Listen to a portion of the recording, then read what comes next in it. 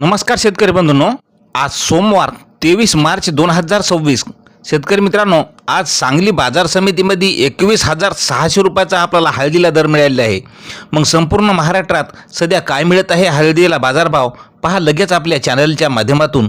पण विनंती आहे मित्रांनो, अजूनही तुम्ही चॅनलला सबस्क्राईब केले नसेल तर चॅनलला सबस्क्राईब करा, कारण असे दररोजचे बाजारभावाचे व्हिडिओ आपल्याला पाहायला मिळतील. पहिली बाजार समिती आहे सांगली. अवकाल्य हळदीला 4,093 क्विंटलची.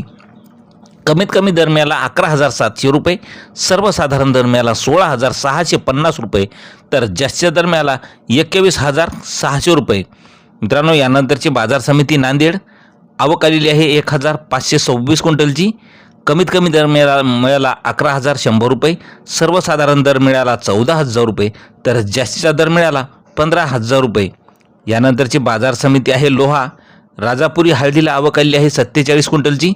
कमीत कमी दर मिळाला 5,700 रुपये, 7,500 रुपये, सर्वसाधारण दर मिळाला 10,000 रुपये, तर जास्तीचा दर मिळाला 13,101 रुपया. यानंतरची बाजार समिती आहे रिसोड.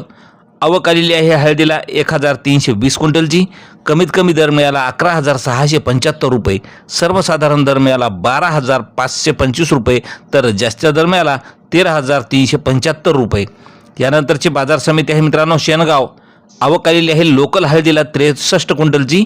कमीत कमी दर मिळाला 12,000 रुपये, सर्वसाधारण दर 12,500 रुपये, तर जास्त दर मिळाला 13,000 रुपयाचा.